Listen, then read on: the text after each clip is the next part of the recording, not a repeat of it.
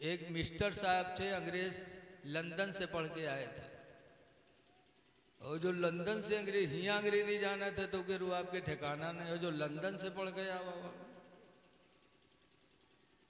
मौलाना से एक मसला पूछा कि मौलाना साहब घर में दही रखा हुआ था, दही ढका हुआ था, अचानक कुत्ता घुसा और कुत्ता जब घर में से निकला तो उसके मुंह में दही लगा हुआ था, और जब घर में गए तो दही खुला भी नहीं था, बंद ही था। और खोल कर देखा तो कहीं कुत्ते के मुंह लगने का निशान भी नहीं था। तो वो दही पाक है कि नापाक? तो मौलाना साहब ने कहा वो दही नापाक है, वो दही पाक है। मिस्टर साहब ने कहा मौलाना दिमाग का इलाज करो, कुत्ता घर में से निकला है, उसके मुंह में दही लगा हुआ है, अब आप कहते हो कि दही पाक है।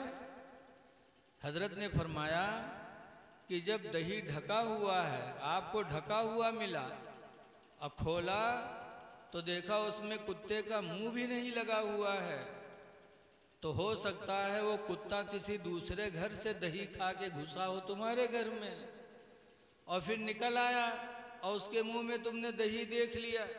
तो हो सकता है किसी दूसरे घर में दही खाया हो और मुंह में लगा रहा हो, तुम्हारे घर में घुसा हो, न पाया हो, बाहर आ गया हो। मसला है अल यकीनो ला यजूलु बिशक, यकीन शक से ख़त्म नहीं होता। सुभान अल्लाह। तो दही ढका हुआ है ये भी यकीनी, मुंह भी नहीं लगा ये भी यकीनी, अब उसके मुंह में दही लगा है तो खुदा जाने कहाँ का दही हो, इसलिए दही पाक है। मिस्टर साहब अंग्रेजी की बुबास में कहा मौलाना तुम लोग यही बकते रहते हो। मिस्टर साहब मौलाना को भगा दिया, कहा जाओ हटो, अल्लाह की मर्जी देखो। मिस्टर साहब घर गए अपने, तो बीवी ने कहा आज मुर्गा बनना है, आप मुर्गा ज़बह करिए और मैं अपना हार धो करके फैलाती हूँ, फिर उसके बाद मुर्गा बनाती हूँ। मिस्टर साहब ने मुर्गा ज़बह किया, ज़बह कर ही रहे थे, उधर बीवी ने हार खोल के चारपाई पे रखा, पानी लेने गई कि धुलें, इतने में चील ने झपटा मारा और हार को चील ने पंजे में दबा लिया और उड़ गई। वो समझी कोई खाने वाली चीज़ है। अब बेगम चिल्लाई कि अरे मिस्टर साहब चील हमारे हार को लेके उड़ गई। अब मिस्टर साहब वही छुरी लिए और चील के पीछे दौड़ रहे हैं और खून की छींटे मिस्टर साहब के कपड़े पे और हाथ में छुरी, उससे भी खून के कतरे टपक रहे हैं और चील के पीछे दौड़ रहे हैं। चील दूर जाकर एक पेड़ झाड़ में, जहाँ कुछ दरख्त लगे थे झाड़ किस्म के, वहाँ एक दरख्त पर बैठी। मिस्टर साहब ने ढीला मारा तो चील के चोंच से वो हार छूटा। तो झाड़ के अंदर मिस्टर साहब हार उठाने गए और वहाँ देखा कि एक औरत ज़बह की हुई पड़ी है। तो मिस्टर साहब को हैरत हो गई, हार उठाया और वहाँ से जैसे निकले, हाथ में छुरी थी ही, खून की बूंदें टपक रही थीं। बाहर निकले के इत्तेफाक से पुलिस की गाड़ी पहुँच गई। इनके हाथ में छुरी देखा, पकड़ लिया। मौके पर गए तो देखा औरत ज़बह की हुई पड़ी है।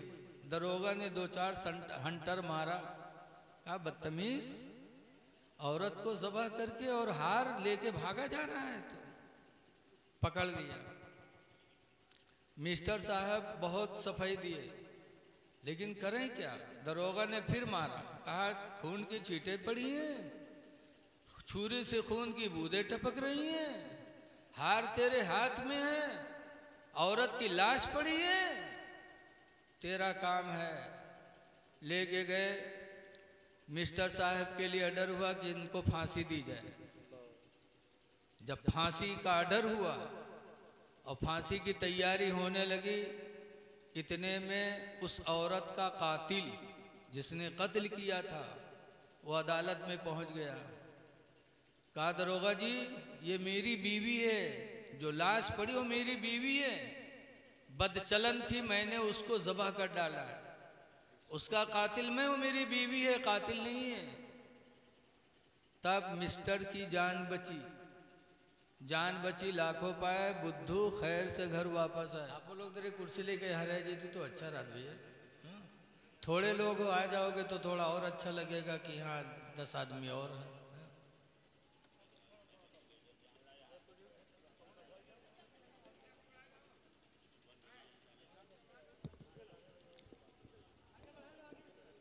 यहाँ तो 2 फायदा है, एक तो नबी की महफिल में आने का सवाब भी आपको मिल रहा है, और दूसरा है कि एक अल्लाह वाले के उर्स में आ कर के उनके फयूज़ व बरक़ात को भी हासिल करना है, तो डबल फ़ायदा है।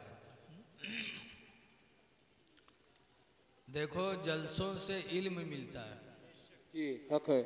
और इस इल्म को लेने के लिए पैगंबरों ने सफ़र किया। सुभान अल्लाह, सुभान अल्लाह। हज़रत मूसा अलैहिस्सलाम ने अल्लाह से कहा था, ऐ अल्लाह हमें कोई उस्ताद दे दे जिससे हम दीन सीख लें। बेशक।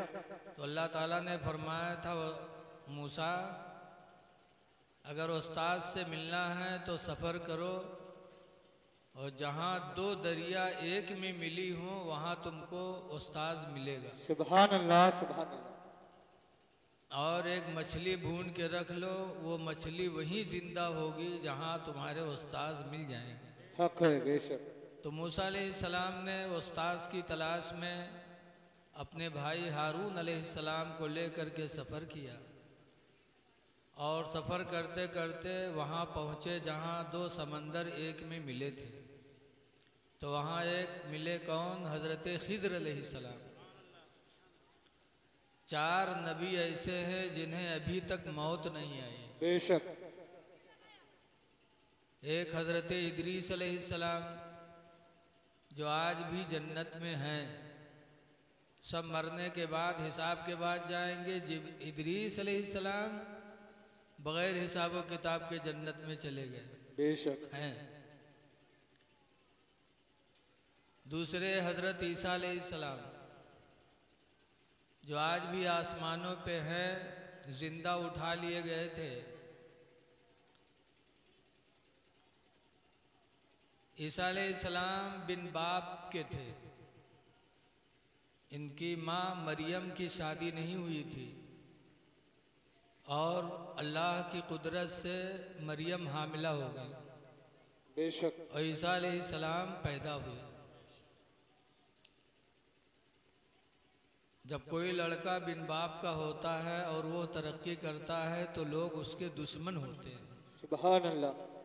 कि हम लोग इतने हो कर के हमारा लड़का आगे नहीं बढ़ पाया, और ईसा बग़ैर बाप के, और उनकी इतनी शोहरत, तो दुश्मन हो गए लोग। अब ऐसे दुश्मन बने कि कत्ल के लिए हज़रत ईसा अलैहिस्सलाम के घर को घेरा कि आज इनको कत्ल किया जाएगा। घेरे रहे, काफ़ी देर तक इंतज़ार किया कि अब निकले अब निकले।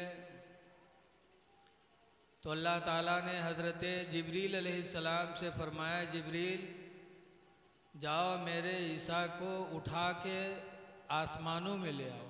बेशक। जिब्रील अलैहिस्सलाम फरिश्ते, अल्लाह ने फरिश्तों को बहुत ताकत दी। आए ईसा अलैहिस्सलाम को ऐसे ही ज़िंदा उठा ले गए आसमानों में, और जो घेरे थे घर को कत्ल करने के लिए, जब नहीं निकले ईसा अलैहिस्सलाम, तो उमा जो नेता टाइप के रहा, हर जमात में नेता होते, नेतवा कहे कि निकली नहीं का हम पकड़ के लाई थी। तो नेतवा घर में घुसा पकड़े के लिए, और जब घर में घुसा तो अल्लाह ताला ने ईसा अलैहिस्सलाम की शक्ल उसके ऊपर डाल दी। बेशक। सुभान अल्लाह। ईसा अलैहिस्सलाम जैसा हो गया, और तलाश किया नहीं पाया तो बाहर निकला, कहे तो ना ही है, और जैसे बाहर निकला वैसे सब जुट गया, कहीं मार ले। मारा और लाश उठा के चौराहे पे टांग दिया। ऐलान हो गया कि ईसा इब्ने मरियम कत्ल हो गए। ईसा अलैहिस्सलाम की माँ मरियम को पता नहीं था कि मेरा बेटा आसमानों में चला गया। जब सुना कि कत्ल हो गए ईसा, तो एक माँ जो बिन शौहर के हो, जिंदगी का सहारा एक औलाद हो, वो कत्ल हो जाए तो कितनी तकलीफ होगी माँ को। मरियम जानती नहीं थी, तो अफसोस में रोने लगी और ऐसा रोई कि हजरत मरियम ने बिस्तर पकड़ लिया बेशक और रोते रोते इतने कमज़ोर हो गई कि करवट बदलने की भी ताकत न रह गई। चित पड़ी रहती थी, आंसू बहते रहते थे। इतने में एक फरिश्ता आया, उसने कहा या मरियम, जैसे कहा या मरियम। मरियम ने आंखें खोली और इतनी भी ताकत नहीं थी कि इधर उधर चेहरा घुमा के देख सके। आंख खुली फिर बंद हो गई। फरिश्ते ने दोबारा पुकारा या मरियम, तो फिर मरियम की आंख खुली फिर बंद हो गई। तीसरी मर्तबा फरिश्ते ने कहा ऐ मरियम, तुम्हारा बेटा फला पहाड़ी के किनारे खड़ा तुम्हारा इंतजार कर रहा है। तुम्हारा बेटा ईसा मरा नहीं है, तुम्हारा इंतजार कर रहा है फला पहाड़ी के करीब। जैसे इतना सुनना था, औलाद की मोहब्बत एक माँ के दिल में कितनी होती है कि उठने की ताकत नहीं थी, लेकिन औलाद की मोहब्बत में फौरन उठ पड़ी और दौड़ती हुई पहाड़ी के करीब गई। ईसा अलैहिस्सलाम लिपट गए, माँ बेटे खूब रोए। ईसा अलैहिस्सलाम फरमाते हैं मेरी माँ मरियम, मुझे कत्ल नहीं किया, कत्ल तो फला हुआ है। अल्लाह ने अपनी कुदरत से मुझे आसमानों में उठा लिया है। ऐ मेरी माँ जाओ, अब रोना नहीं, अब इंशाअल्लाह हमारी तुम्हारी मुलाकात क़यामत ही में होगी। ये कहा और आसमानों में चले गए। तो आज भी ईसा अलैहिस्सलाम जिंदा हैं। और तीसरे नबी हज़रत इलियास अलैहिस्सलाम, जिनकी हुकूमत अल्लाह ने खुश्की के ऊपर रख दी, आज भी इलियास पैगंबर जिंदा हैं और उनकी हुकूमत चल रही है। और चौथे नबी हैं हज़रत खिज़र अलैहिस्सलाम, वो भी आज हयात में। तो मूसा अलैहिस्सलाम जब उस्ताद की तलाश में पहुँचे तो हज़रत खिज़र मिले। कहा मैं आपके साथ रह कर के इल्म हासिल करना चाहता हूँ। तो हज़रत खिज़र अलैहिस्सलाम ने फरमाया, 16वां पारा सूरह कहफ में है, फरमाया इन्नका लन तस्ततिअ मइया सबरा। ऐ मूसा, तुम हमारे साथ रहने की ताकत नहीं रखते, तुम मेरे साथ नहीं रह पाओगे। मेरे कारनामे ऐसे हैं कि देखकर तुमको बर्दाश्त नहीं होगा, तुम्हें सब्र होगा नहीं।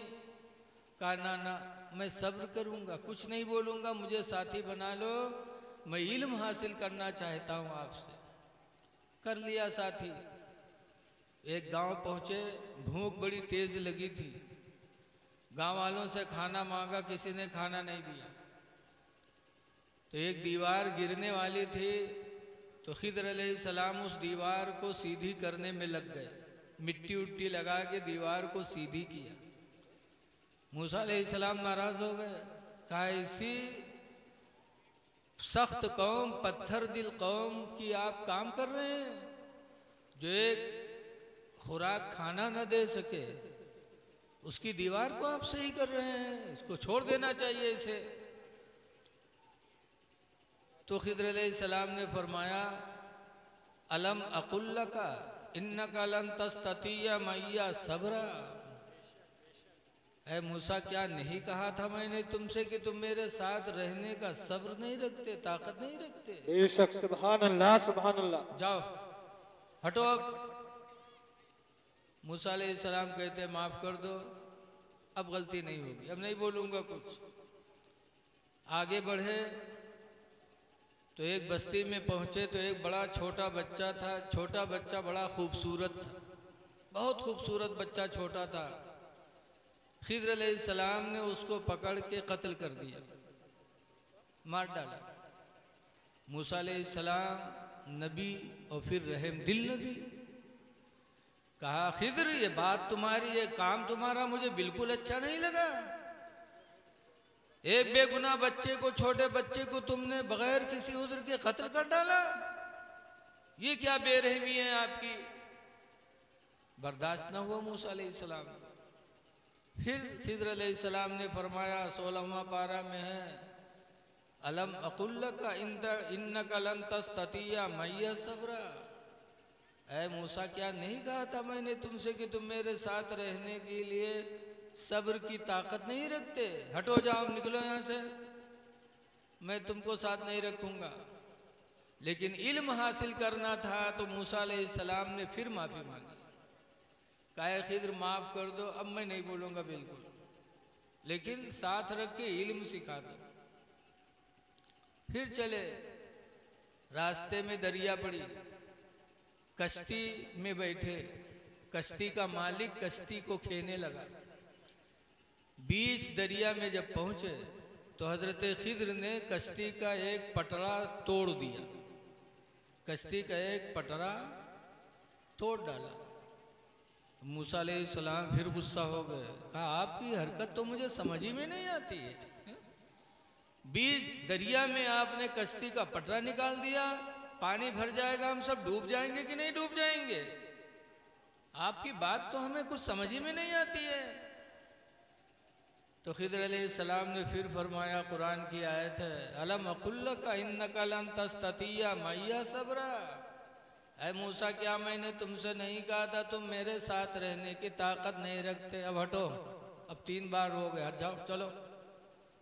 तो मूसा अलैहिस्सलाम तो मजबूर हो गए हटने से, लेकिन फिर कहते हैं हुजूर कुछ समझा तो दीजिए, 3 बातें आपने की, तीनों मेरे समझ में नहीं आई, कुछ तो बता दीजिए। तब खिद्र अलैहिस्सलाम ने फरमाया, मूसा जिस कौम ने खुराक खाना नहीं दिया तो दीवार मैंने सही किया, तो वो दीवार 2 यतीम बच्चों की थी और उस दीवार के नीचे उनके वालिदैन ने माल दफन किया था। तो अगर वो दीवार गिर जाती, बच्चे भी यतीम हैं, तो दूसरे लोगों के हाथ में माल आ जाता, तो यतीम बेसहारा हो जाते। इसलिए मैंने दीवार को सही कर दिया कि दीवार न गिरे, यतीम जवान हो जाए, ताकि अपने बाप का माल अपने हाथों में ले ले। बेशक सुभान अल्लाह। नारे तकबीर, नारे रिसालत, मसलके आला हजरत वलमाए अहले सुन्नत, हुजूर मुफ्ती साहब किबला, हुजूर मुफ्ती साहब किबला, उर्से मुक़द्दस। बेशक सुभान अल्लाह। यतीम बच्चों का मामला था और यतीमों की मदद करना।